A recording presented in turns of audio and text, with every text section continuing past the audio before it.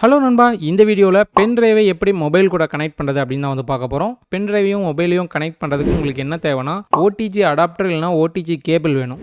இந்த ஓடிஜியை வச்சு நீங்கள் என்னென்னலாம் பண்ண முடியும்னா மொபைல் கூட பென்ட்ரைவு, மவுஸு, கீபேடு, அதுக்கப்புறம் கேம் கண்ட்ரோலரு இது எல்லாத்தையுமே வந்து பார்த்திங்கன்னா நீங்கள் கனெக்ட் பண்ணிக்க முடியும். உங்கள் மொபைல் சார்ஜ் போர்ட் வந்து மைக்ரோ யூஎஸ்பியாக இருந்தால் அதுக்கு தகுந்த மாதிரி ஓடிஜி கேபிள் வாங்குங்க. இல்லை உங்கள் மொபைல் சார்ஜ் போர்ட் வந்து சி டைப்பாக இருந்துச்சுன்னா அதுக்கு தகுந்த மாதிரி ஓடிஜி வாங்குங்க. சில ஓடிஜி கேபிள், சில ஓடிஜி அடாப்டர் வந்து பார்த்திங்கன்னா மைக்ரோ யூஎஸ்பி, சி டைப் ரெண்டுமே சப்போர்ட் ஆகிற மாதிரி இருக்கும். அந்த மாதிரி கூட நீங்கள் வாங்கிக்கங்க. இதனுடைய ஒரு எண்டை வந்து பார்த்தீங்கன்னா உங்கள் மொபைலில் கனெக்ட் பண்ணிக்கங்க. இன்னொரு எண்டில் பென்ட்ரைவ் வந்து கனெக்ட் பண்ணிடுங்க. ஓடிஜி கேபிளாக இருந்தாலும் சரி, அடாப்டராக இருந்தாலும் சரி.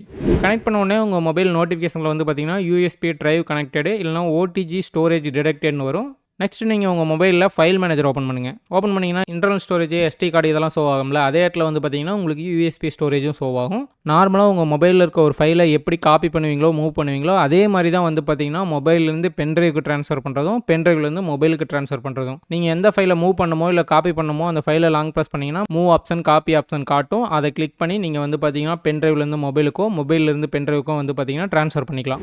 நீங்கள் ஓடிஜி அடாப்டரோ இல்லை ஓடிஜி கேபிளோ வாங்கி மொபைலையும் பென்ட்ரைவ் கனெக்ட் பண்ணுறதுக்கு பதிலாக 2-in-1 பென்ட்ரைவ் இருக்கும். மொபைல்லையும் கனெக்ட் பண்ணிக்கிற மாதிரி, லேப்டாப்லையும் கனெக்ட் பண்ணிக்கிற மாதிரி, அந்த மாதிரி பென்ட்ரைவ் கூட நீங்கள் வாங்கி யூஸ் பண்ணிக்கலாம்.